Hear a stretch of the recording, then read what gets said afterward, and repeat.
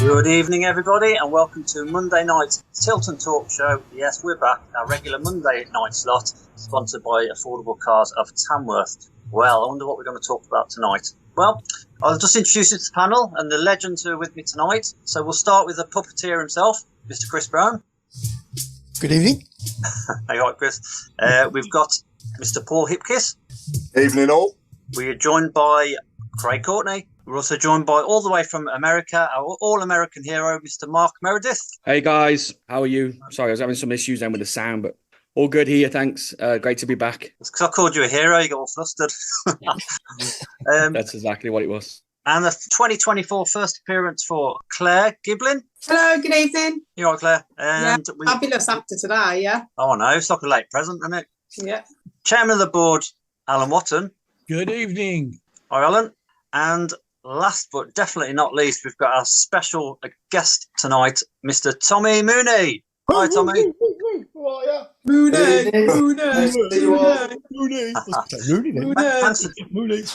All right, settle down, everyone. Thanks for joining us, Tommy. I'm just wondering what we're going to talk about tonight, because not a lot's really happened, has it? Nothing. Absolutely. It's all quiet. It's all gone quiet on the Western Front.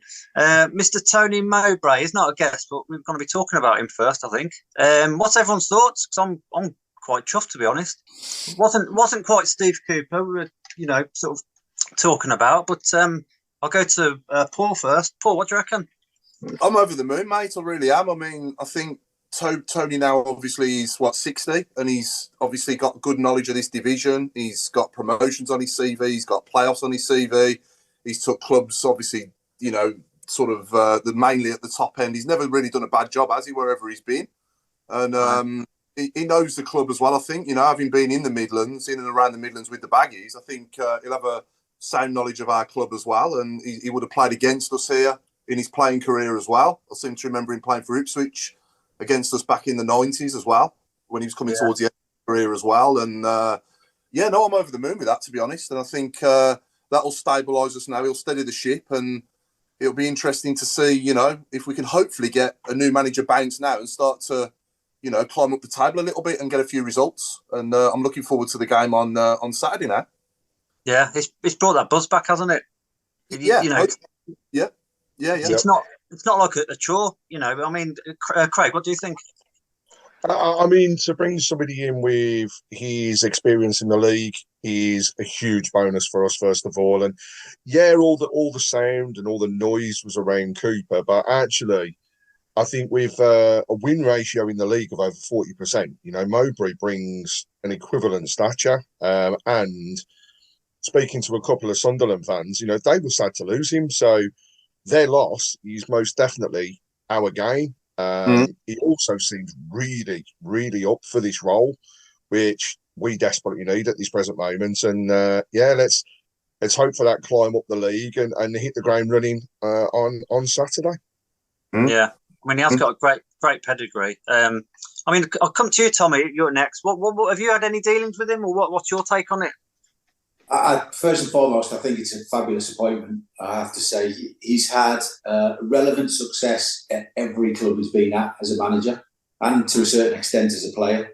My memories of him go back a long way. He was the youngest club captain at Middlesbrough when I was a schoolboy there.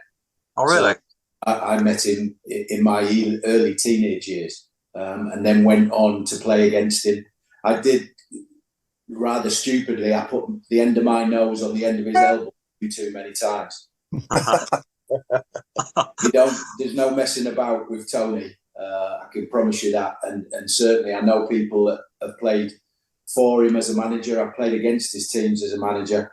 I think it's a really, really good appointment. And both him and Mark Venus, that I perhaps know a little bit better due to my previous loan manager's role.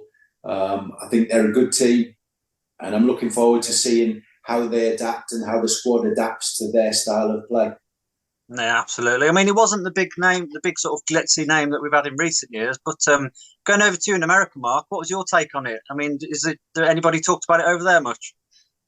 No, not really. Obviously, we've not had the same amount of, I suppose, media coverage, even on Sky back in England. I think with when Rooney taken over, but obviously, from a fan's point of view, I echo everything everyone else is saying. I'm delighted with it. I think, we know that there was a disaster with Wayne Rooney, and now he's obviously moved on, and I think it was time to bring in somebody that would steady the ship, so to speak, and have some experience and that sort of thing in the game. His knowledge seems to be fantastic. I think his results with other clubs and promotions and things speak for itself. And I just hope that he comes in and works with the group. We've said over the last couple of months before Rooney took over how excited we was for this talent and group of players that we have. I think we lost a lot of confidence under Wayne Rooney in that little era. But I just hope now that he can come in and build back up. He's got a great CV of working with young players, which is fantastic for a club like ours, because I think we've got a lot of young players coming through. I think, Steve Spooner, when he took over last week, mentioned that as well about the young players. And hopefully Tony will come in and do a great job. And hopefully we'll start to, I think our season took a real big dip. And I think it's hard now to even expect anything too high, but if we can start moving up the table again, we'll be pleased, and it'll give him a summer then to work with his new players and whatever else and push again for next year. Yeah, coming back onto Wayne Rooney, sorry, Mark. What are your thoughts on that, Tommy, on Wayne's 15 games with us? Where do you think it went wrong? I think you could see what he wanted his players to do. I think he just didn't have the players to play the way that he wanted to play. So there has to be a point where the manager adapts his style to the players that he's got. Essentially, it's the players that win, lose or draw. It's not the manager that does that. Yeah. So, the players have to accept responsibility for the individual errors that have cost goals. Having done the commentary several times now this season, I've seen them make elementary mistakes that have cost, whether that be goals or points. That's... The facts of it are that. But I think what you get with Tony and Mark is that they'll adapt more to the players they've got. It's interesting that they've done it now with a couple of weeks left of the window.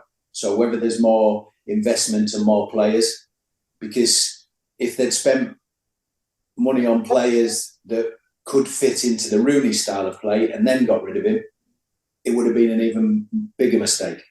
Yeah. So I think that they've done it at the right time. If I get some of you guys think it's a little bit late, but I do think there was improvements in the last couple of weeks. The last couple of games that I've done, I think Plymouth, I did the Ipswich game, Plymouth, and then Saturday's game. You could see what was trying to happen. And I think that, Spoon set the team up on Saturday to be more structured, not chasing so high, not trying to attack so much from the front.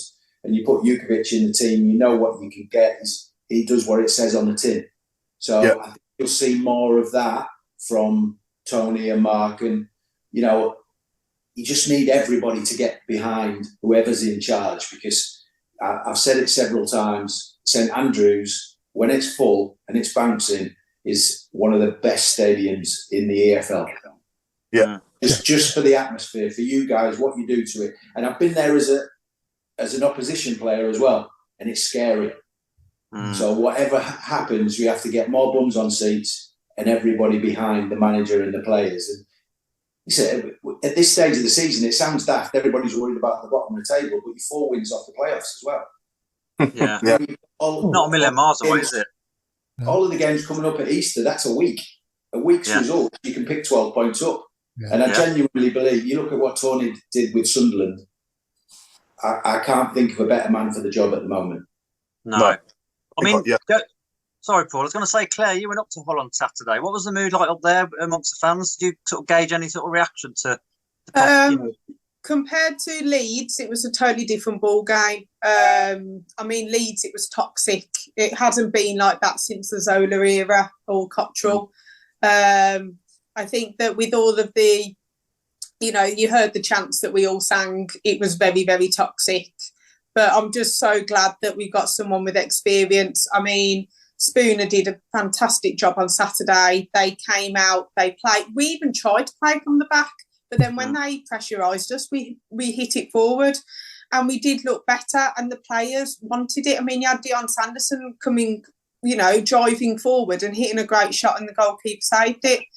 I just think that it's brilliant that we've got someone who's experienced. I think, his stats speak for himself, but I think the players will respect him as well, because I think that respecting a manager is massive. I think with everything that he's done, and also it just stops everybody thinking, who's it going to be? He's got now a week to work with them, and we'll see what happened on Saturday. But it's really positive, and everyone's buzzing. I feel like the Rooney bit was a massive blip, but then all of a sudden we're going to get through it, and I feel like we're back on the rise again. So, before we asked each other about the numbers on the pitch and everything, I bet you our numbers have already gone up, even just knowing it's Mowbray. So, and after going to Sunderland and watching how they play, it is exciting to hopefully see what he can do. And it's the fact that he said, with these talented players, he's wearing the Blues stuff already. Yeah. He's not daft. He knows what he's doing. He's been there. He's been around the block. He knows what he's doing.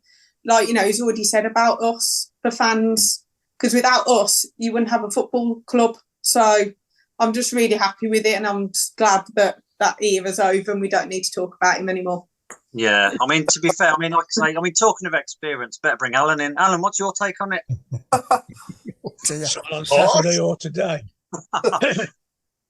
First of all, on the appointment, I wouldn't say I'm excited, but I'm extremely satisfied. Put it that way. We got the best bloke out of the ones that was available, or the second best bloke. Obviously, Cooper didn't want to come, and this guy did, and I'm happy with that. I'm a great one for statistics, and if he wins 40% of our games, we'll have over 50 points by the end of the season. And if we get a few draws, we might get near 60. Who knows? As for Saturday, it was like waking up from a bad dream. I'm watching this. I said, "Hello, we've got people defending, and we're not chasing the ball around like lunatics at the top of the pitch and then getting passed through. And suddenly we're under pressure with only 5 defenders." And I watched that, and they sort of 3 at the front, 4 in the middle, and stood there and made Hull go round us. And I watched the other team in the city playing Middlesbrough, and Middlesbrough did exactly the same. They let the opposition have the ball, and it finished up with the Villa centre half with his foot on the ball, and the game stopped for a minute. He had nowhere to go. Now that's what we did, and that's what Liverpool did against Arsenal. I'm thinking this is what's been going wrong. We've been chasing shadows, and people are passing us off the park.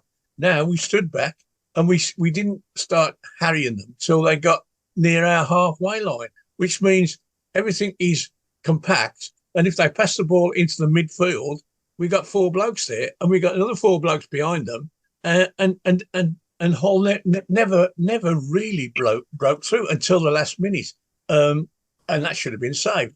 But it was I literally I couldn't recognise what was going on the pitch. It was so good for positive. 87 minutes. Let's put it that way. I sat there and watched it, and I thought, it's like never going to score against us. They don't look like scoring against us, and every time we break on them, we do look like scoring. Now go back to the old we're a 1 goal a game team, and we still are a 1 goal a game team. If we'd have scored 2, they'd have packed up, because they was nowhere to go. Only the fact that we couldn't convert our chances, and that's been a problem long before Wayne Rooney ever came near us. It's been a problem for 2 years at least, that we can't convert a high enough percentage of our chances into goals.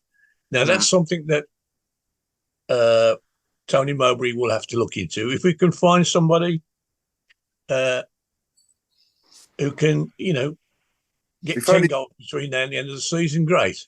But if he can't, he's got to coach. He's got to coach the people who he has got into score. We need another 10 out of Stansfield. We need another 5 or 6 off Dembele. We need, and so on and so forth. And that's what I'm looking. That's what I should be looking for on Saturday. What is our goal conversion rate? Can we improve on that? It's regular. You can set up a defensive formation and make sure you don't get beat by too many. But that's no good. You've got to score. You've got to score some goals.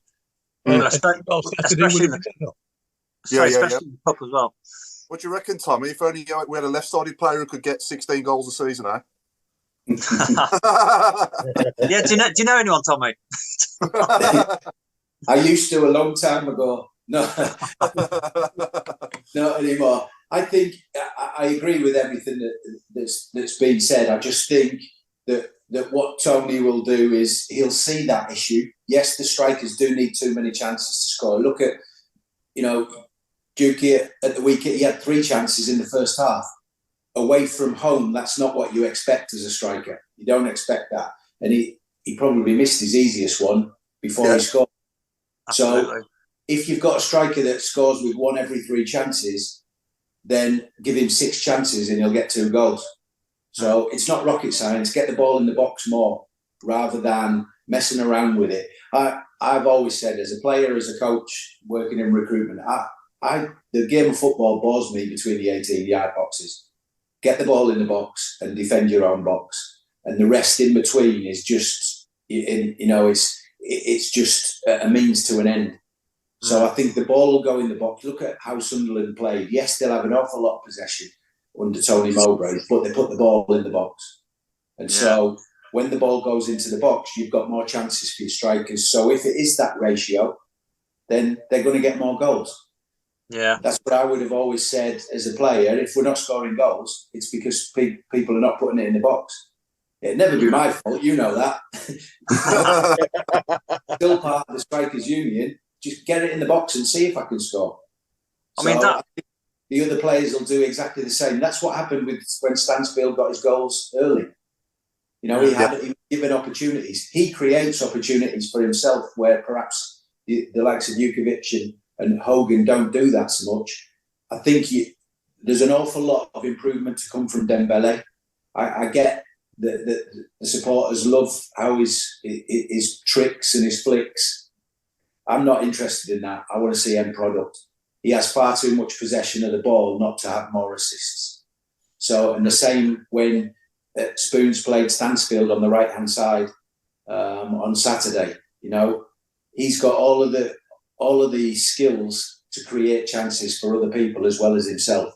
So I think there'll be a lot of work on the training ground done from getting the ball into good wide areas, into good goal-scoring areas to create opportunities to score. I mean, I'm hoping we keep hold of Stansfield, to be honest. He's been a revelation, hasn't he? The work he does down the channels. I mean, Claire, going back to you again, what was the sort of situation with Jordan James? Did it seem like a final goodbye, or did it look like he was waving goodbyes at the end? No, not really. I think, it was an FA Cup game, so it was nice to see Gary Gardner get some minutes. And I mean, it wasn't really a goodbye. I mean, this might change his mind. He might say, actually, I'm going to stay. It's like Stansfield. Stansfield played the full 90. He played behind the striker who played on the right as well.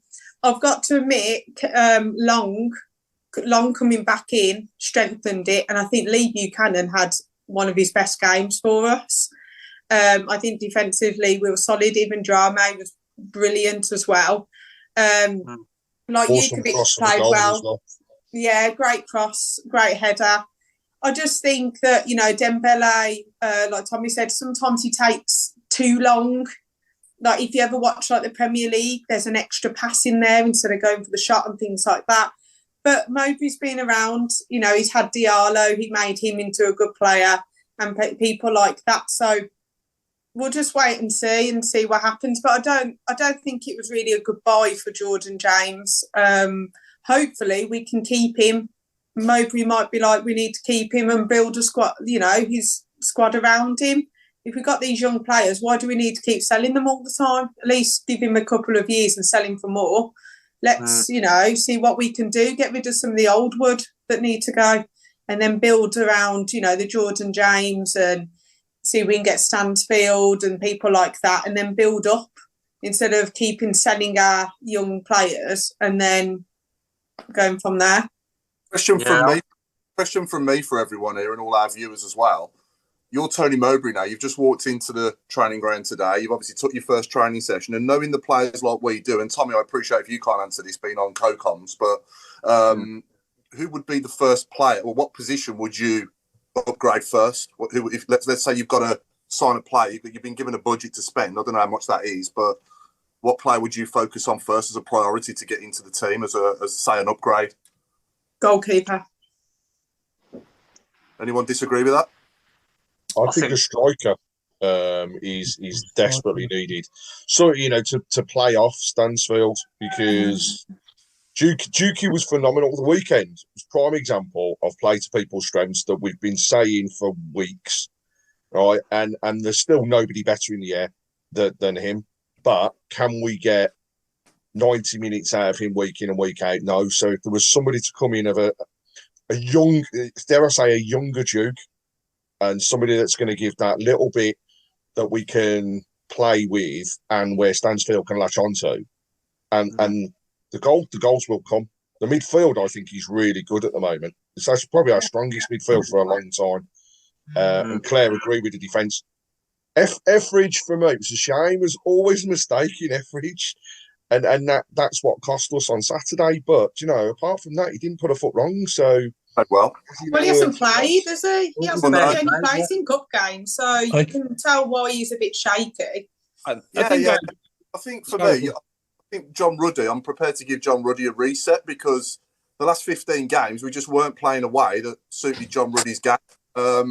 If you're asking John Ruddy to be a ball-playing sweeper keeper, then that's not his game. So the way Tony Mowbray plays, I know he plays out from the back as well, but it might suit him a bit better. So I'm prepared to give Ruddy I think I agree with you, Craig. I think a striker, if we could get a striker in who could bag some goals for us between now and the end of the season, like you say, Tommy, we get the ball in the box, and we start giving our striker more chances. But you want somebody on the end of it of a certain quality as well, don't you, who can put the ball away. So, I did see an article that said that Etheridge was our most expensive player. His contract was worth more than any of the others. Now, if that's the case, then he's got to be shipped out somewhere, on loan or whatever. But we kind of, if we need to bring players that we want to pay that amount of money to, then he's got to make way. So when I say I don't agree with changing the goalkeeper, that's why, because he's going to go, and I suspect we may get in either a number one and Ruddy drops down to 2. Or we get a number 2, or it'll be cheap, basically. But it needs to be somebody experienced. I mean, I wouldn't like. I mean, our defence looked solid on Saturday, but I wouldn't like to put a 20-year-old in goal behind that lot. You need some nous, and I can see that shuffle taking place very quickly. Sorry, Mark. We definitely need a striker. And if we've got to pay if we're going to pay the right kind of money for somebody, then, you're certainly you can't have a number 2 goalkeeper on your earning more than anybody else who plays 2 games a year. It's just not on, is it? Well, it'll be at loan, won't it? It won't be full. Let's bring Who knows? Let's bring American Dad in. Yeah, I mean, no, I agree. I think I would give Ruddy a chance still. I think that he has been a consistent performer throughout the season. We've had some struggles, but I agree with what Paul said. I think the change in the style of play didn't suit him. His positioning was a little bit off, and he didn't look confident enough to be able to play that ball out, which we all know isn't his style of game. So I don't mind Ruddy. Etheridge, again, depending on I think I read something like he's got like 7 more games before his bonus kicks in or whatever else. Then if he's not going to play 7 games, he's going to be a bench player. Then again, he's a great one to have around as a number 2. But if he does go out, then I think you do have to bring somebody else in to sit on the bench. I'd still like to see another centre back.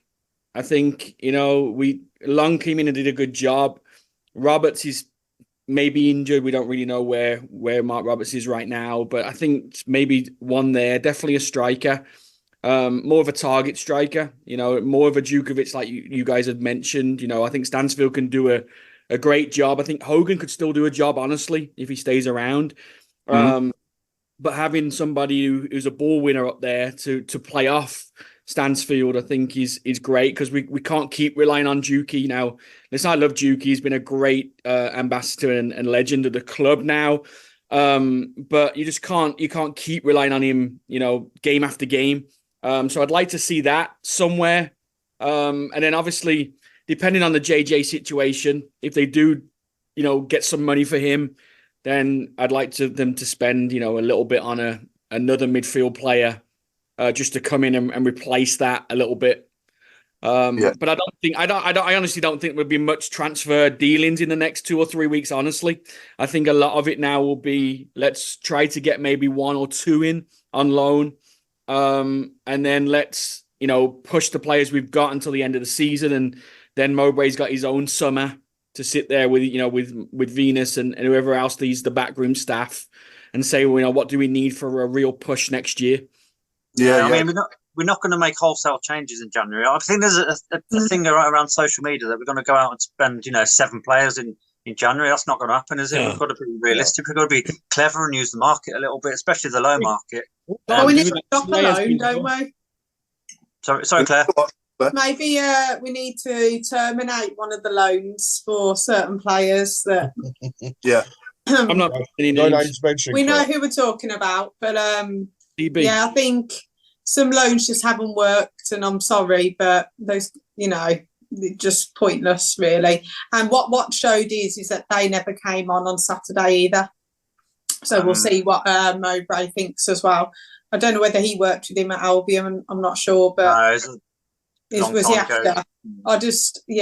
We'll see if he gets chosen a lot. We know who that's one thing. That's one thing I picked up with when Spoons had his first interview after Rooney had gone, and he mentioned that he had his own idea, which every coach does, but he had his own ideas of how he wanted to play and who would play in the positions that he was bringing in.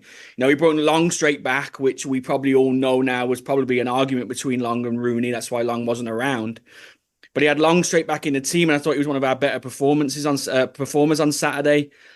He didn't bring the likes of Burke on and those type of players. So I think maybe Spoon's seen a little bit like we were crying out for weeks, is that they weren't the type of players to keep bringing on off the bench. And someone like Long, we needed at centre-back because we were leaking too many goals, and you still was trying to replace him every week because you didn't like him.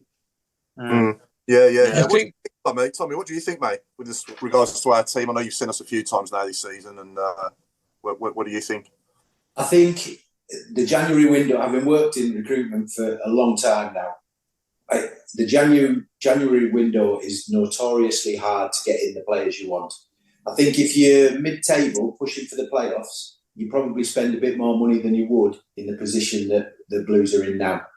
Yeah. So very, very rarely, if ever, does a goalkeeper move in a January window. So I think you pretty much, you've got your 2 goalkeepers till the end of the season. Jordan James is a massive, massive positive for me. So if they can keep hold of him, whether it's for FFP or whether it's his decision that he wants to go, I think you have to overlook that and keep him happy and get him in the team, because he's a massive, massive talent. Striker is the most expensive part of the team to fill. We know that. But the spine of your team is really judges the success that you have. So I think it's not a coincidence. Sanderson looks better with Long alongside it. Yeah. And then in the middle, you had Bielik and Gary Gardner in that 4-2-3-1. But then will Tony play that system? I think that's, as I referred to earlier on, that's the bonus of having 2+ weeks worth of left of the transfer window. Is Tony can assess what he wants, and then the club can spend an amount of money to get them to the summer window. And then if Tony is everything that we hope he's going to be, then they spend. Yeah. I don't envisage this being a window where, the new owners are just going to throw money at it. I genuinely don't think that. And I don't think they need to, because they're not in that position to be pushing for an automatic spot or a playoff spot. But there is, over the last 3 or 4 years, the recruitment's been bang average, if we're honest about it. Yeah. Now there seems to be people put in place that know what they're doing, know what players fit what roles. So I'm far more hopeful, because Tony and Mark Venus, I know, are very, very much in the middle of recruitment policy, and they'll speak with whoever's in the recruitment department, whoever is the head of recruitment. Yeah. But they need to get in players that are proven championship players. What I would say from the games that I've seen, if you've got Laird fit and Buchanan fit and Jordan James fit, they're getting any team in the championship. For me, I think Blues have got the 2 best fullbacks. I can't think of too many off the top of my head that are better than them. So if you've got one really good centre back and another, and you've got Jordan James in the middle of the pitch, and I agree with you, you need somebody that scores more goals than 1 in every 3 or 4 chances. Well, that miles away. That back four that played on Saturday was the back four that was playing under Eustace, and we weren't conceding goals for fun, and it looked solid. There weren't any gaps. I always, I'm going back 20 years probably, the gap when we certain. Eh? No. Steady, Al. Come on. I'm just talking. I used to sit right, and I've always got left backs in front of me, and since who was left back when you played, Tom? Granger. Great. Well, since him, we've had a load of indifferent fullbacks, and you're looking at them and thinking, why isn't he down that winger's trousers? Why does he give him 20 yards to trap the ball? And why has somebody gone through that centre half and left back gap? And it used to happen over and over again, and that's what was happening recently. And the other thing I want to mention is Bielik.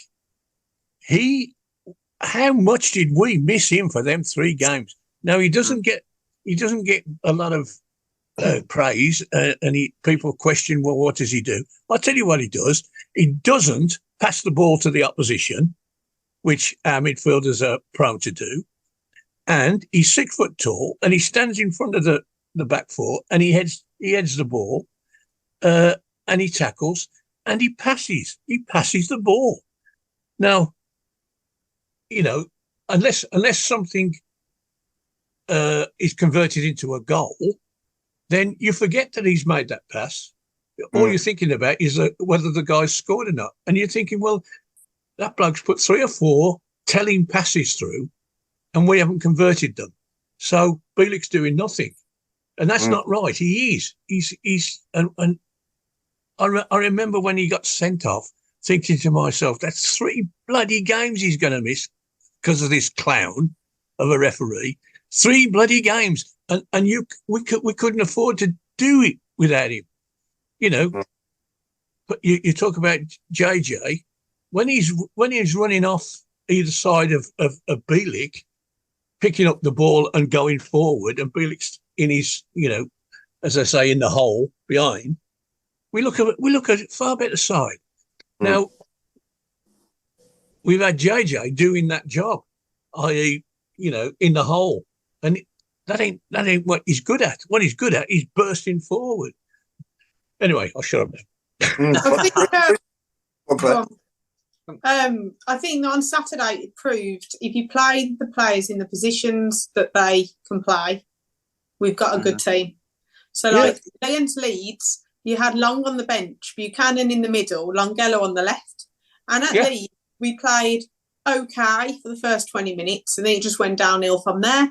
But it was so obvious, glaringly obvious, that some of these players were not playing in their positions. If you've got a centre-half right back there on the bench, play him. Don't move your left back, one of the best left backs in the championship, and move him as a centre back. If we had totally no centre backs on the bench, I understand that decision, and it was baffling to see. And I think that a lot of the players, like Dembele, he's played on the left, he played on the right, he's played behind. Just play him on the left side so he can cut in. It's like Anderson, you play him on the right. Like these, a lot of the players, like Billy, just play him in the middle, like what you said, Alan, to just be able to pass the ball and move it. Play James further forward because he can get you a goal. Play players in the correct positions, then you're more likely going to get something from the game. And that's what Spooner did. He played players in their correct positions and brought them on in the correct positions. And I think Mowbray will do the same. Not like him. I think one of the key strengths of any team is the spine. They talk about the spine of the team. Your two centre-halves, your two midfield players, and your two up front. That's your spine. And if that's good, then the team will be good. Now, we've messed about with that spine. Sometimes we've had to, but we've never had it settled. Now, Long was never going to play against Leeds because Rooney won't pick him. I know he was on the bench, but he was only there. I mean, it would have to have been a disastrous thing for it to get him on. So he wasn't really. And as soon as he went back in, I'm thinking, as I say, it was like waking up from a bad dream. I remember this back four. They played against the Albion, and Albion never got a look in. Simple. Yeah. Any Chris? Any live questions coming in? Any for Tommy off any of our viewers? Or I'm not for Tommy at the moment, no. But it's pretty lively. Very lively. A lot of comments in and around. We're talking about strikers being needed at the club, but actually, and one for everybody here has been asked: is this now the opportunity that Dixon has been waiting for? And do we think he will get more game time under Mowbray than he did under Rooney? So I guess, Mr. Meredith, being a coach of football, do you think it's time to give him a go? Do you think that TM will do that? Listen, I think as soon as a new manager comes in, everybody has a clean slate. So it won't just be Dixon that he's pushing. The forward line that we have now, and probably Tommy knows better as a player than I do, but everyone gets a clean sheet. Everyone gets to prove it. He scored again today, I think, Dixon, from what I read. Yes, yeah.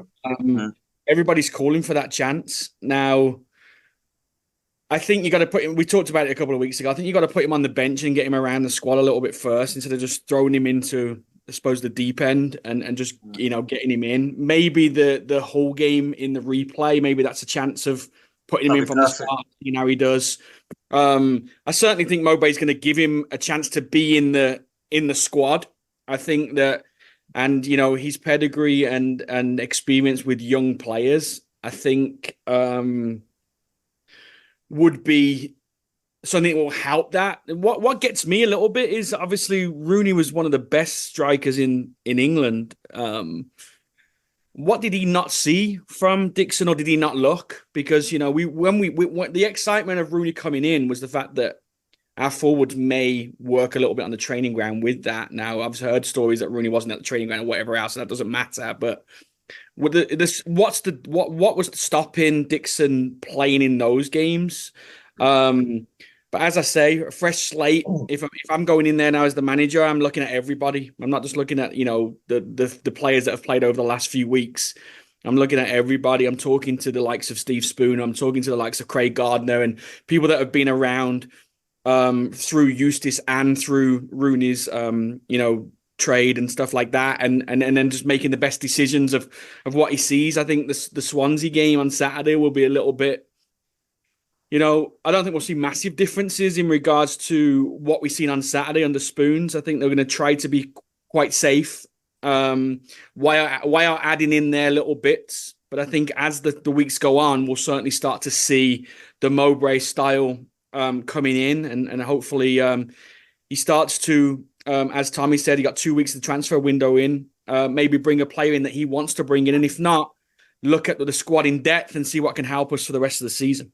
Yeah, to be honest, Paul, sorry. I mean, a lot of people, I'd say the majority are quite happy with that Tony's coming in, but there are still a minority, I'd say, who still think he's, a dinosaur and stuck in the past. I mean, Tommy, what's your message to them? Because I think it's a great appointment.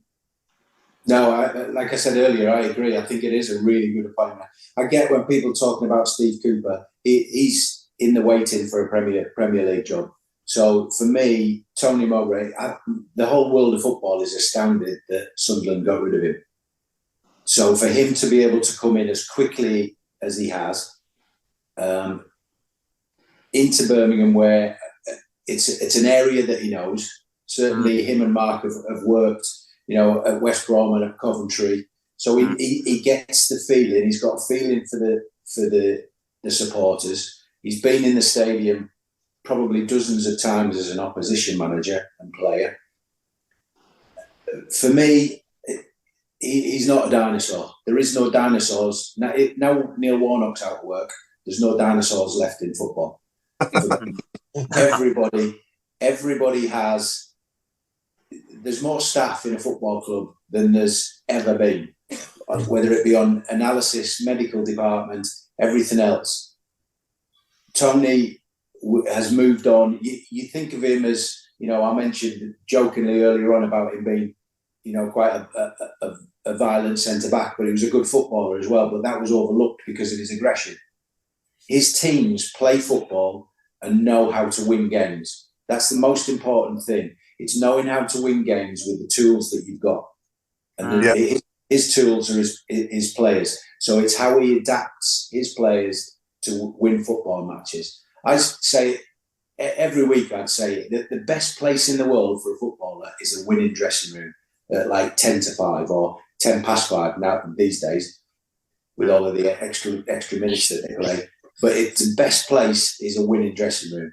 And that's what he's got to find. He's got to find the ingredients to turn these players, with additions, if there are to be any, into a successful winning team. Doesn't have to be every week, because of everything that Blues have experienced over the last few months and longer, then anything's going to be an improvement. Yeah. I mean, just going on to Mark will do a good job. Sorry, Tommy, just going on back to my question, and I was just about to say then, so as a player, you've obviously experienced new managers coming in. What's the feeling of the players when they get a new guy coming through the door? I talked about a fresh slate for everybody. What's your feeling as a player when a new manager walks in?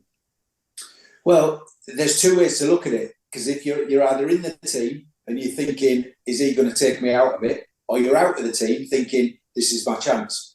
Yeah.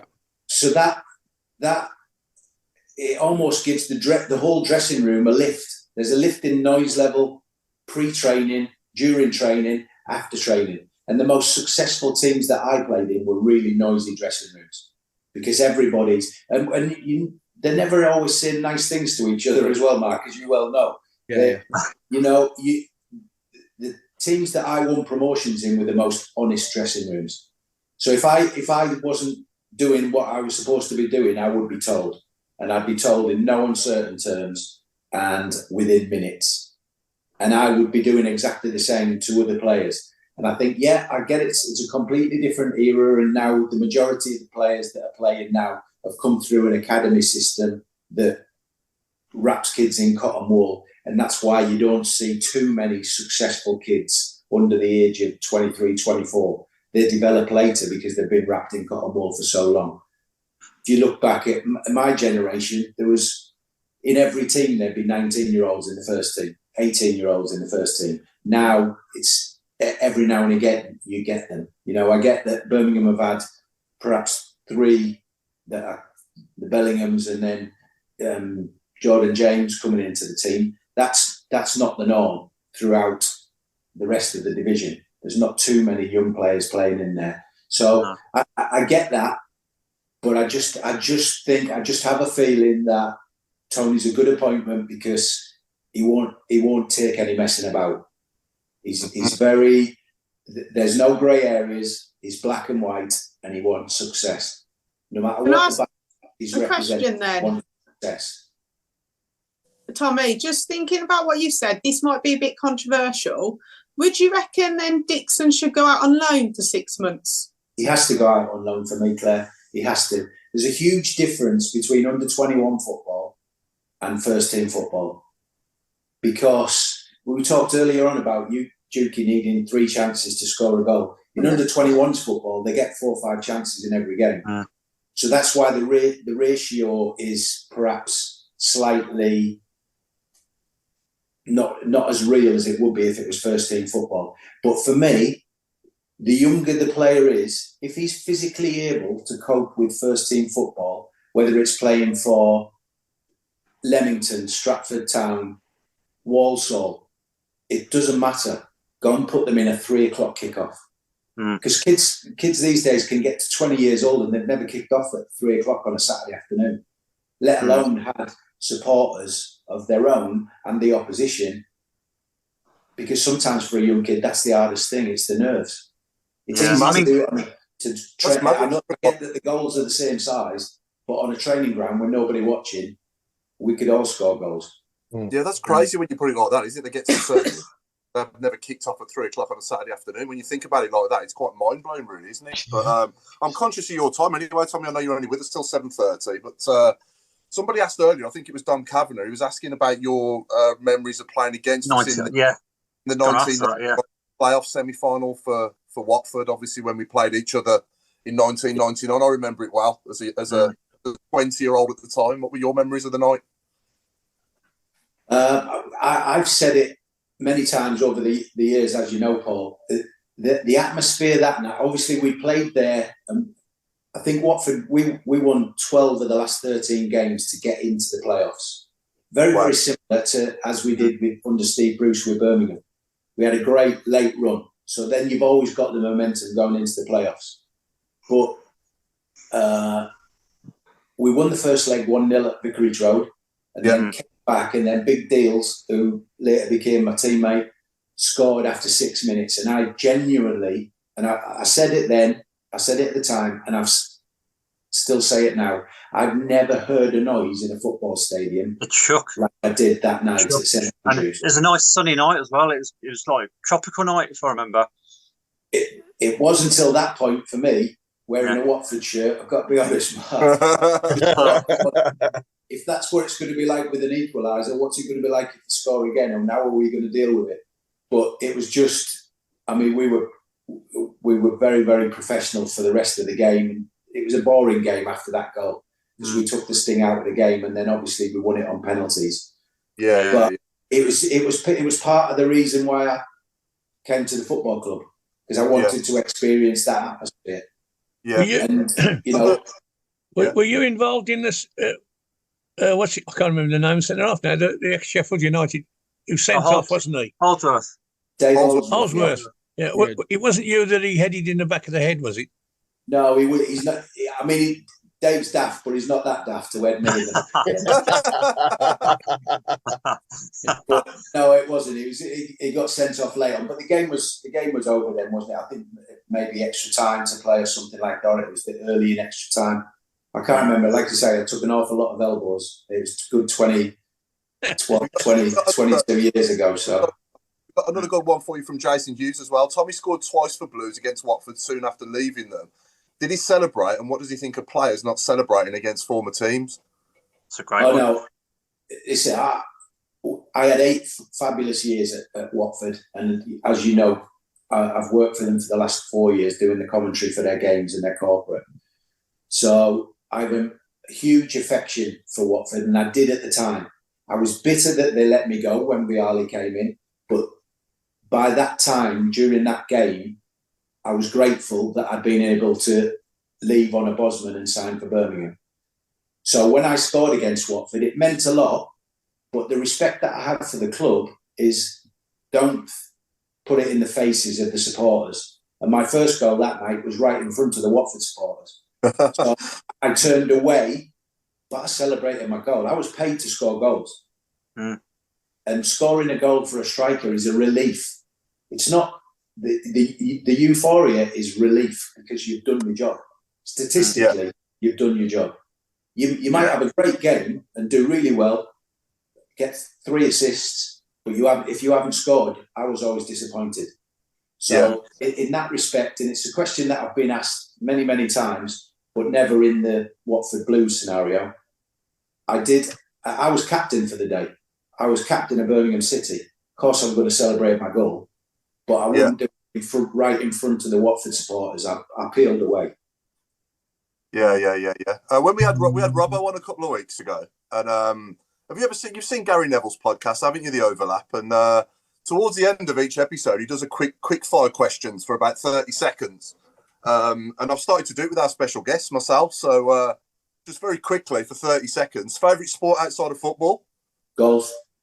First ever professional goal? For Scarborough against Hereford in League Two. Wow. Favourite holiday? Played for them as well. Goodness me.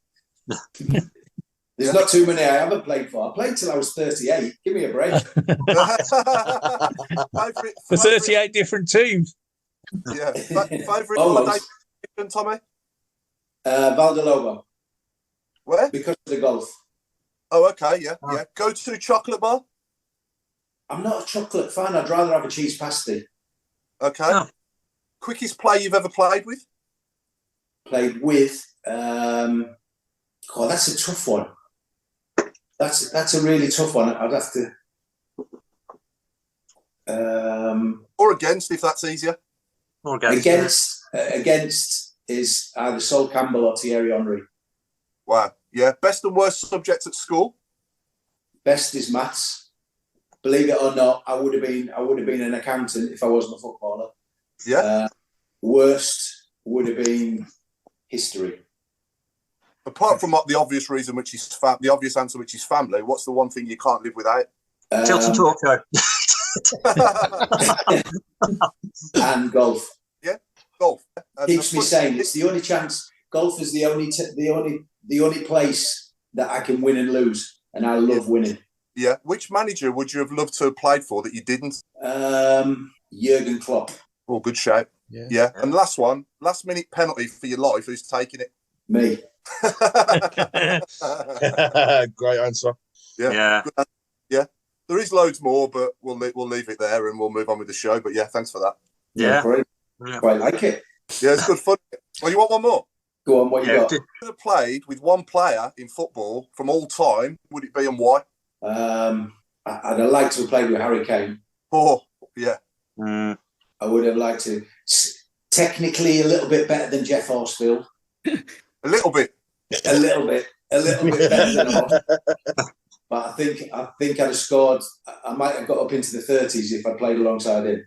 Yeah. Oh, yeah. He's just unreal, and he's absolutely amazing. What player! I'm so excited about the Euros. I really am. I think we've got such a, I say it every time, but I really do think we are getting better and better as each tournament passes. But yeah, first football kit you wore and whose name was on the back? My dad was a massive Liverpool supporter. So, when I was a kid, there was no names on the back, but I had several number 7 Liverpool shirts because Dalglish was the daddy. Yeah. And best friend in football? To be fair, there's a few, but I'll go back to me golf mate is Robbo.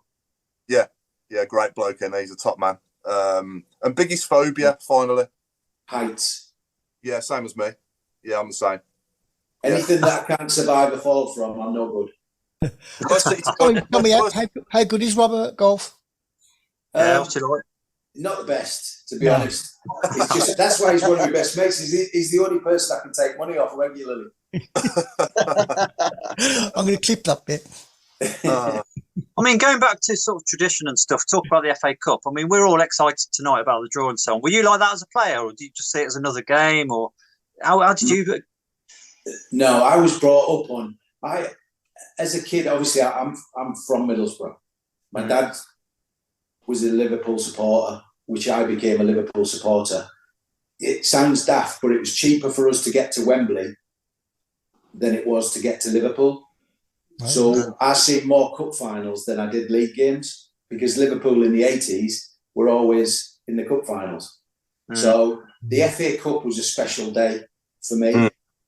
And the FA Cup has always been a special fixture. You know, even now when I watch my son play in the FA Cup, I love it. There's something about the FA Cup. It doesn't, I get that some people feel like it's lost something, but then I think the majority of football has lost something because it's so diluted now. Whether it's this channel, that channel, this day, that day. You know, every day of the week there's a game, when it used to be Saturday at 3:00. So for me, the FA Cup is still special. I get that the Carling Cup I played in or the League Cup, whatever it's called. I played in 2 semi-finals of the Carling Cup, but I only got to a quarter final of an FA Cup. So, you know, the FA Cup is very special. No, absolutely. Did your dad fall out with you when you scored against Liverpool at Anfield for Watford? My dad had never fallen out with me. He was my biggest supporter, but it was awkward. What's the standout FA Cup final for you? Maybe not involving Liverpool. I was going to say not involving Blues, but you know, what's the classic for you? Would you say the '87 one? Well, ironically, I went to the '84 one, Everton v Watford. And then turned out to make my living as a Watford player many years later. So that stands out to me. But also the Man United Everton one in the 80s. Oh, the 85, yeah. 85. Where Whiteside scored the goal. Whiteside, yeah. The Gerrard... the Liverpool Arsenal at Millennium. Yeah. Only because I went on. Obviously, we've all been there, haven't we? I'm presuming you were all at the playoff. Yeah. Of course, yeah. It's a place we all know. So that one, the Millennium ones, meant I remember, because I remember the day that we all had at the Millennium when we beat Norwich. Yeah. Last quick fire question. Last concert you attended? Concert. I can't. It that long ago. I can't remember. It's pre-COVID. Robbo was the same as well. He couldn't remember. I couldn't remember. Yeah, I can't remember. They went together. It was that bad. We better let you get off, mate, because you've got to go and do other duties, haven't you? So really appreciate you us tonight, Tommy. Thanks for your time, Cheers, mate. Tommy. Yeah, thanks, Tommy. Thank you. Catch up with you again soon. Thanks for your time. Thanks very much. Keep up the good work on co-coms as well, mate. I appreciate it, Paul. Thank you very much. Cheers. Cheers, Tommy. Cheers, Tommy. Bye now. Mark, Gaffer, where are we going? Right. Well, I was going to say, I mean, talking about the FA Cup again, who would you like if go around the panel? Who would you like in the next round? Well, presuming we'll be others. Somebody beatable at home, so we can get to the next round. Yeah. I mean, a lot of people. We've got to get past Hull first, but I want a nice, easy draw at home in the next round. I just want to get as far as we can, basically. Yeah. I mean, I'll take Maidstone at home. Yeah. I'll say Maidstone away. It's only 20 miles from here. As long as we don't get Blackburn away. That's all that I care about. If we're away, make it a decent one. Do you know what I mean? Was that Spurs away? Spurs away. Amazing. Yeah, was the last draw not the most disinterested one of all time? I mean, we couldn't have drawn anybody else that would have been more not exciting, you know. And the Blackburn one last year was very similar. The only thing I hope we don't do the same as we did against Blackburn. It was such yes, Maidstone. I can get in there. I can get there on the bus. Yeah. I mean, looking at Mowbray's sort of philosophy, he does take the cups quite seriously. He's a bit of a traditionalist with that. So who knows? That's what we want. There's a question coming, Mark, and I think we covered part of it off earlier, but Warren was a starling and said, what do the panel think about the pricing of the replay? I know we covered it early doors. To me, I'll be honest, I still think it's too much. I'd have lowered it to Phil St Andrews, and perhaps that would have given us a step forwards. £12.50 for a season ticket holder. I know it's not a lot, but we're not long after Christmas. We've got a game the Saturday before. It's too much for me. Yeah, I think it'll depend on who we're drawn against, who the possibilities are. Well, if we got a big name at home, and then people will turn up, because they'll expect to be given a ticket for the next game, and it makes the game more meaningful and more exciting, doesn't it?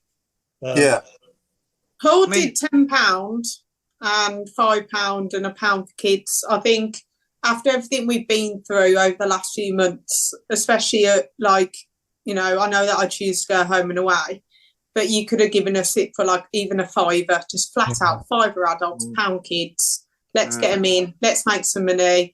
This is an extra game. This isn't anything. This is totally extra. Pack the ground. Will they open every stand?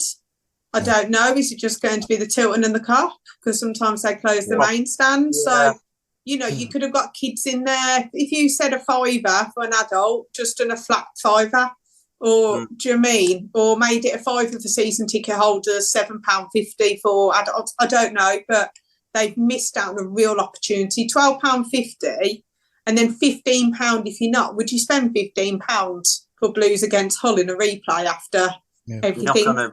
Don't know. What they should have done, £12.50 for an adult, bring a kid for free.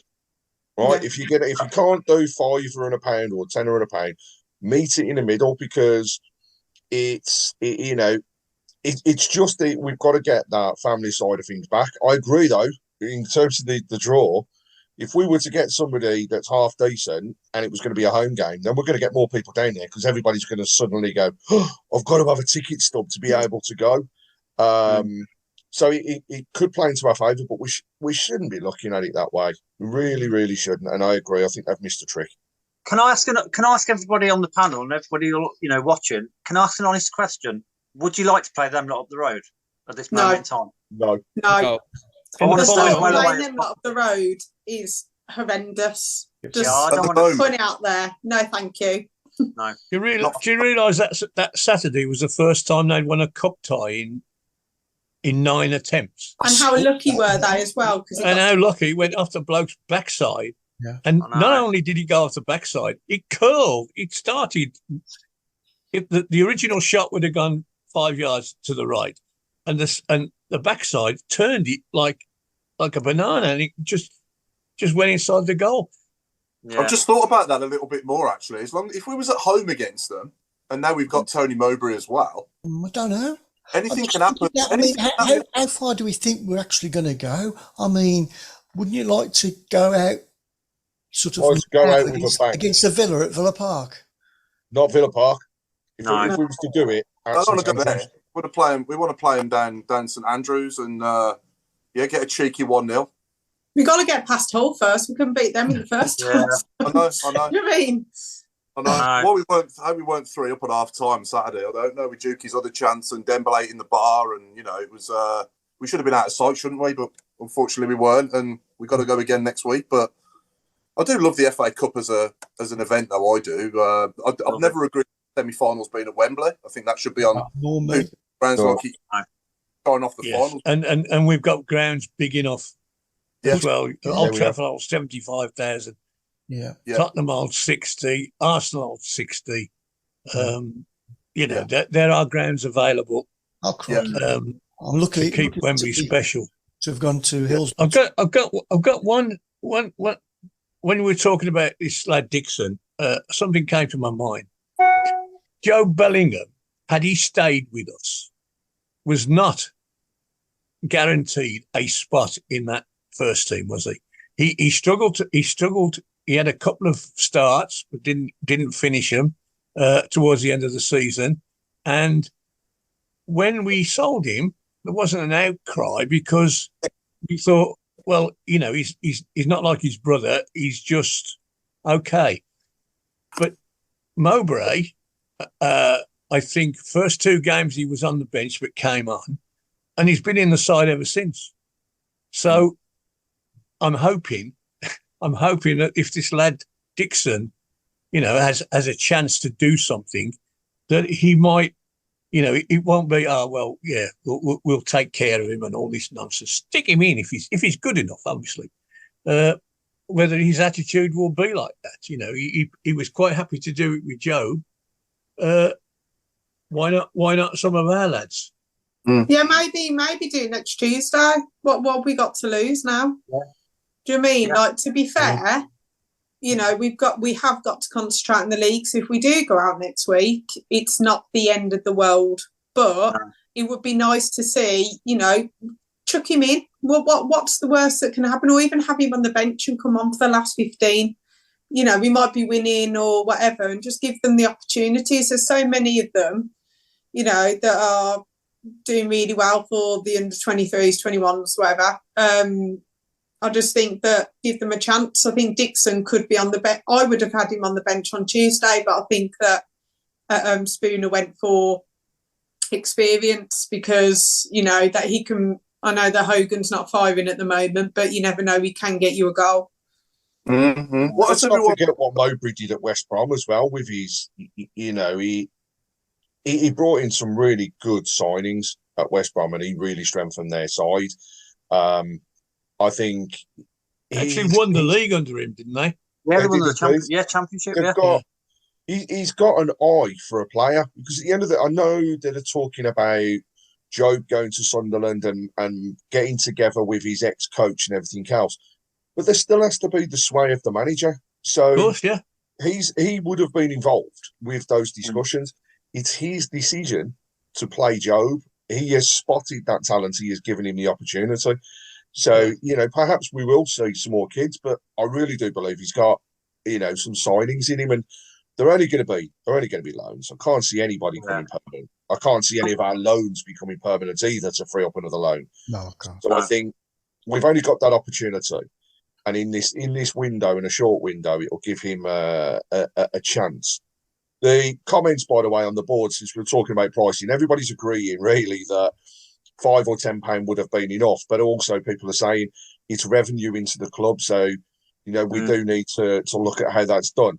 But a general question then, if we go through to the 4th round, would you keep the prices low to fill St Andrews, or if it was a big boy coming into the ground, would you up the prices back to as normal? Because for me, I'll say I'd keep them low to fill the stadium.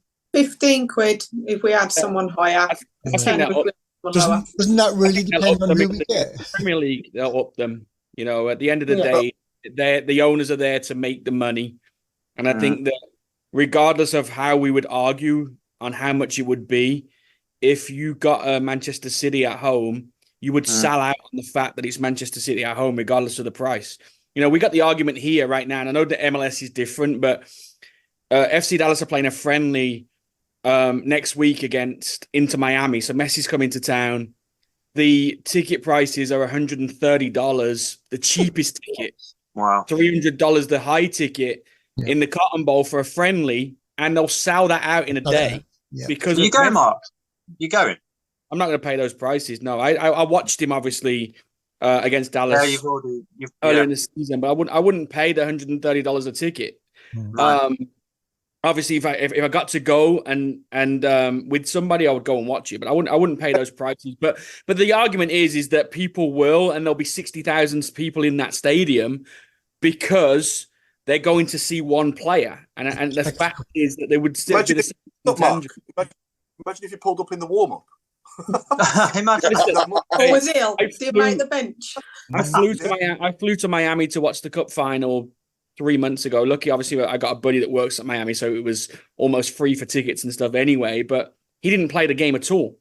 He wasn't in the. They didn't tell us he was in the squad till the day of the game, and so people flew there. I didn't fly for the fact of Messi playing. I flew to see my buddy and watch a game. But people were coming in from all over the country to watch Messi, and he was told a couple of hours before he weren't playing. So That's the part. Going back to it, I think whatever you charge, if it's a big Premier League club like the likes of Man City, Liverpool, you're going to sell out on the fact that fans, even not Birmingham fans, even just families in Birmingham that want to see the Haalands and the Salahs and all that type of player, they're going to buy tickets on whatever price they are. So I think the owners see that and go, we can sell 30,000 tickets at 40 quid each and make a lot of money and revenue. The same as if we went to the Etihad or to Anfield, we'd get a percentage of that money back. So it's about making money for them. It's just not our season ticket holders that do it every week. I agree with that.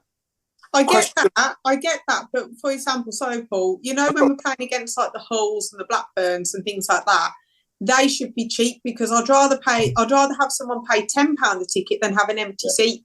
That's where you're going to get your revenue. So this is an extra revenue stream. So when you get a replay, we didn't budget this as within the whole season. You don't go, oh yeah, that replay we're going to have because we're playing against Hull. This is extra. So actually, have it that it's £5 or £10 instead of having like 10,000 spare seats. You might fill 4,000 of them. Well, you've made profit like that straight away. And I think sometimes you've got to, you know, like you said, do you know what? If we've got Liverpool and Man City, you will get other people that don't normally come. I get that. But sometimes you need to reward the fans that have been there all the way through. Do you know what I mean? So but they could do that, couldn't they? £10 for Hull. A lot of people would never have gone if it wasn't £10. Yeah. And to be fair, 1,900, they got a good deal from us, because if Rooney was still there, I reckon it would have been 1,200. So actually, they made 700 just because Rooney left. So do you know what I mean? Like I totally agree. I think you'll be hitting 30 quid a ticket if it's one of the top dogs, or 25. But when it's a replay, you've got to go low. Get the kids back involved. If they see a 4-0 win for Blues, they'll be like, oh, Dad, can I come back to that? Mum, can I come back to that? Sometimes less, sometimes more, isn't it? Yeah.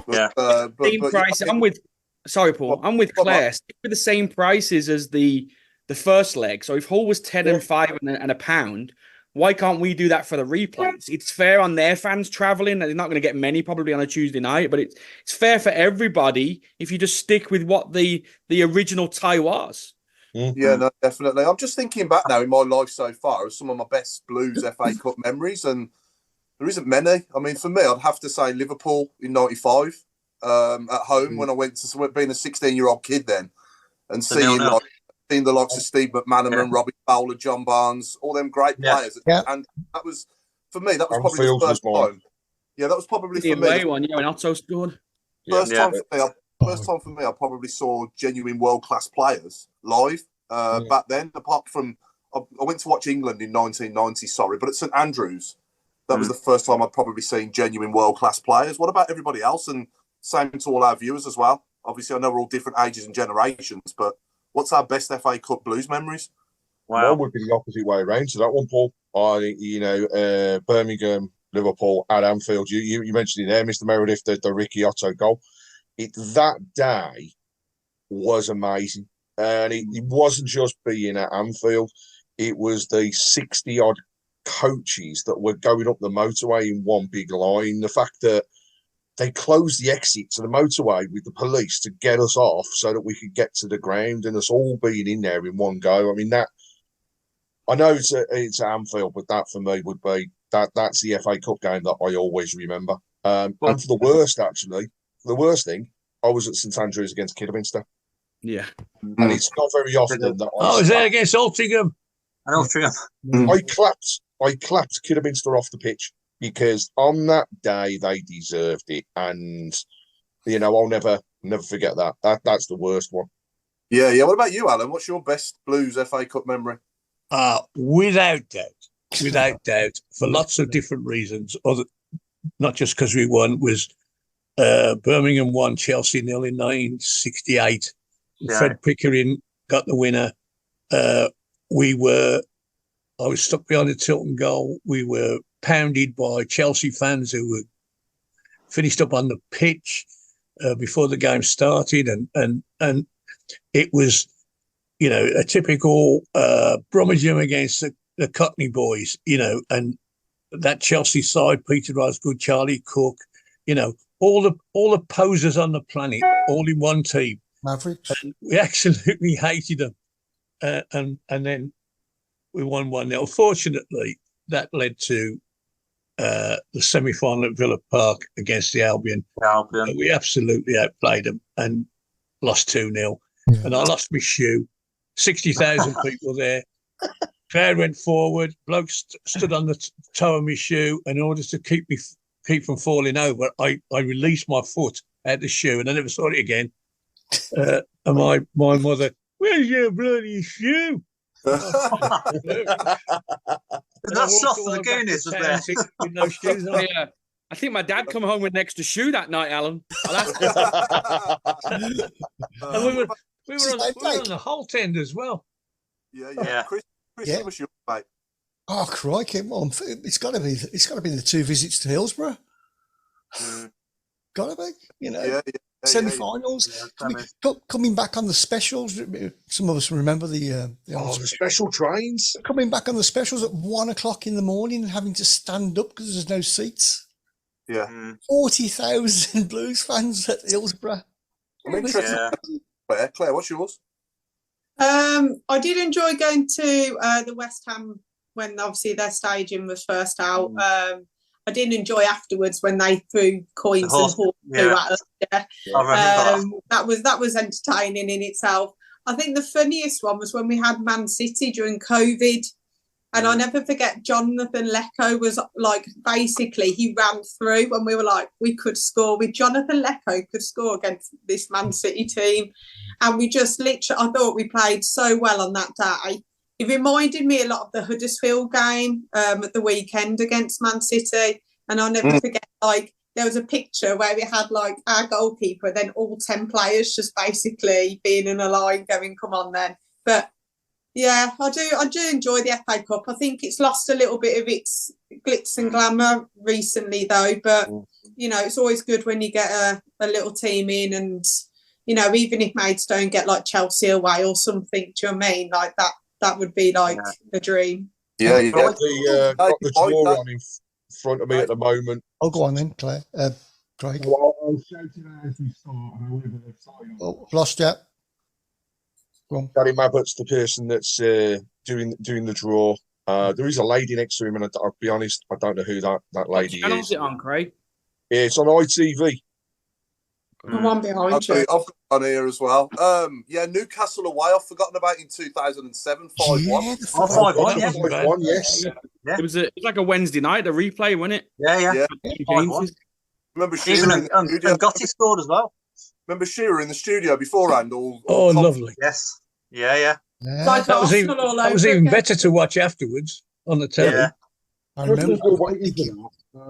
Paul, Mark, and everybody else. I actually did do a squad game or squad number game. I'm intrigued to see whether you can get this one. I see it as quite a toughie. Right, so the squad is 2000 to 2001. Yeah. And I'm looking for squad number 18. 2000, 2001. 2000, 2001, squad number 18. And then the second number is number 29. And I can tell you that number 29 was used 3 times that season.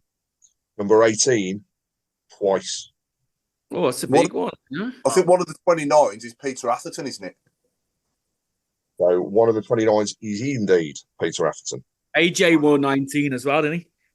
18 though, innit? 18, not 19. 18, sorry, I said 19, sorry. Yes, you're right though. AJ was 19. So 18.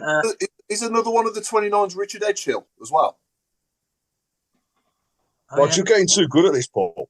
There was. Who was the other right back that we had that year? We had about 5 right backs that season. Yeah, Jeff Whitley.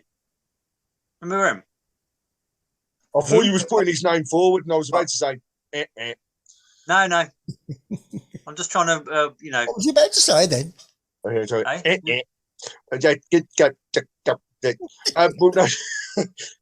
can confirm that the other 29 was a defender, though. You are right; it was a defender. When When Burrows, was it?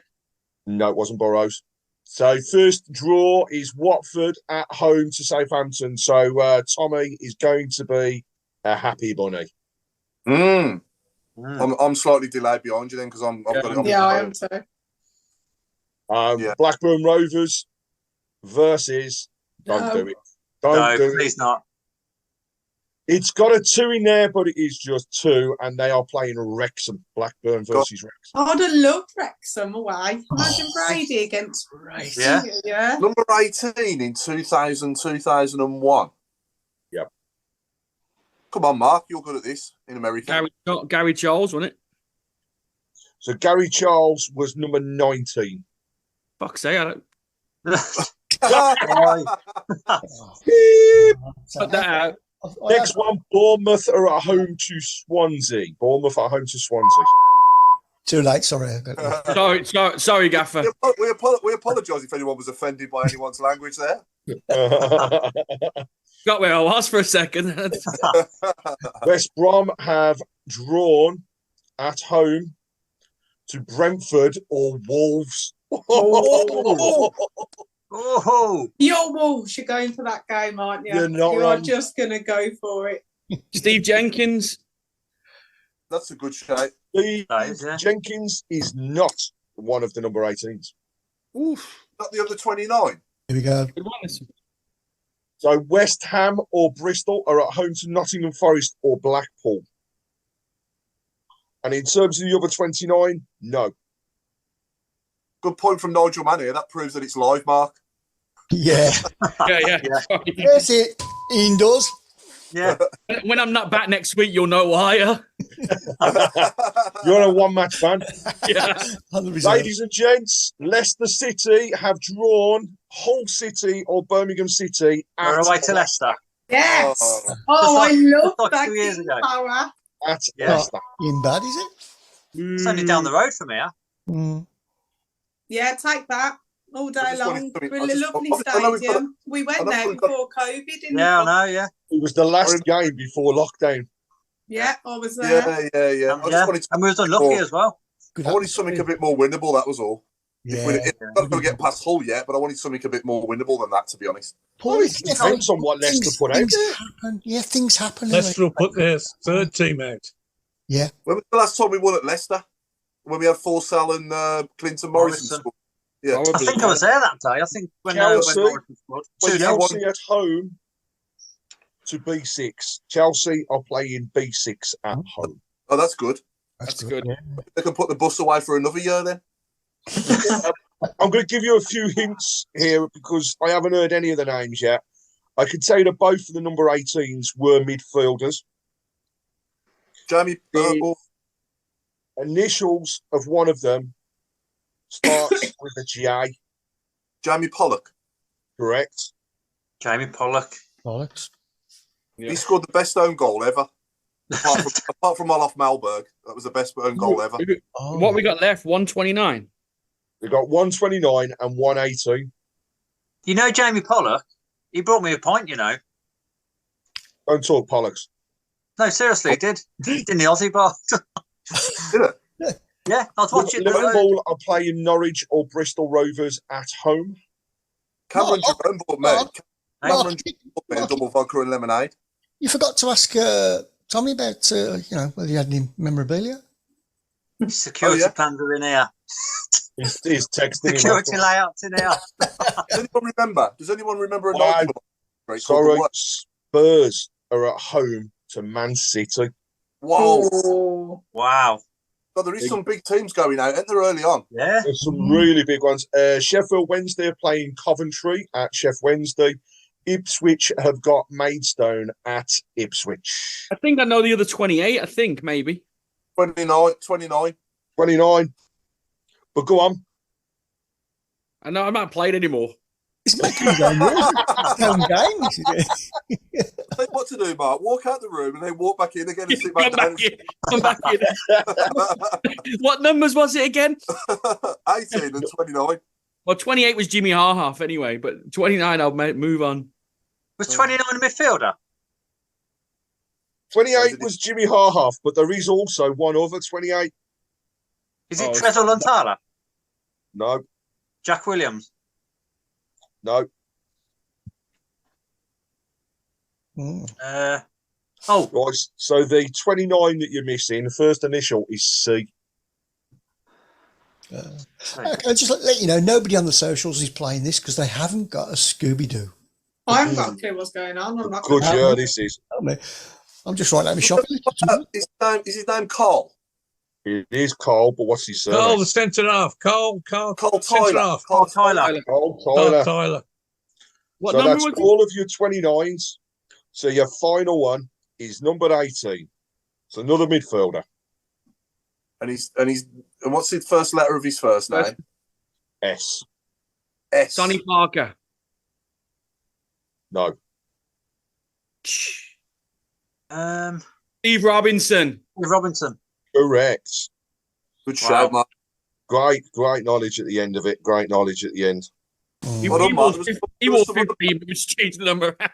Yeah, well done, Mark. Yeah, there was some other bloke claiming to be you 2 minutes ago sitting there. I don't know who it was. Oh, no, yeah, he must have got up and come back. He's left. He swears a lot, him. He's gone. Just number 28. You mentioned Jimmy Harhoff, but who was the other 28? You're asking me now. Yeah, that's the game. Yeah. We're asking you, Mark, didn't it? You know. Joey Hutchinson. Who was Joey Hutchinson? Hey, Oh, where did he get that from? Right, but you Googling. No, that's What did Google ever done well, that? yes. he texts me. I was thinking random midfield. He's got Alexa search on behind him on the screen. Whenever we say anything, it comes up on his screen. He's sitting there all smiling, looking at the answer. No, don't know what you mean, Paul. Yeah. So Nigel Manners said, Mr. Meredith, Yeah. are you okay? You've been forgetting things and swearing, so we think we need to sign you into rehab. Break. Well, Mark, that's the end of the show. It's the end already. We're there. Wow. We're Are you happy, there. Claire? Are you happy with that draw then, Leicester away, yeah? If we win against Hull? Yeah, at least it's not a 3-hour journey, it's an hour, so I'll take that. True. And it's nice ground as well, to be fair. I don't expect anything, but No. also it might It's be nice that around the ground. It's a decent one to go to. and I think they'll give us a lot of tickets as well. I think we could Yes. take at We'll least get about 4 5 out. Yeah, we'll get loads. So The pubs are great down there as well. I remember it from before. the magic of the cup, eh? Yeah, absolutely. Magic of having friends. Sorry, Chris, you was wrapping up then, mate. Carry on. Yeah, I'm not wrapping up. Mark's wrapping up. He's the Well, that brings the conclusion of Monday night's Tilton Talk Show. Like to thank everybody for watching, for listening, for joining in. It's been a great show. And I think I'd like to say good night first to Paul Ipkiss. Good evening. Yeah, it's good night from me, and thank you to Tommy Mooney for joining us tonight as well. But it's good night from me, and it's good night from Mark Meredith. Good night from me, and it's a good night from Craig Courtney. And it's a good night from me, and it's a good night from who do I go to next? Yeah, let's be nice and go to the ladies. So Chris Brown. and it's a good night from me, and it's a good night from Claire. And it's good night from me and saving the best till last. Good night from Alan. Good night, everybody. And I think I'm the last one outside. You Good are. night to everybody else. God bless. Keep right on up the Tony Mowbray. 3 points Saturday. 2-0 Saturday. We need Yes. we need a Tony Mowbray song. It's a really good Sunderland one we can steal. Yeah, that works, Claire. The real Mark Meredith will be back next week, I promise you. Sounds like an Eminem song, isn't it? Yeah, I was thinking that. Can the real Mark Meredith please stand up? And not swear. And not swear. I'll be in detention. Chris Brown, can we sack the host? Sorry about that. Right, John, Good boy. job, I did. Not a bad job. If we beat Tommy, I'm Hull, then we just move. Middlesbrough move. If we beat Hull. We'll beat it all. Oh, well, you never know. You never know.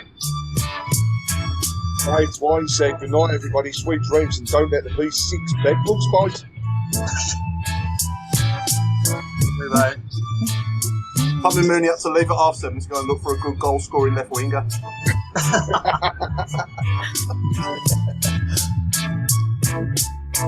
So you could have standing there, couldn't you?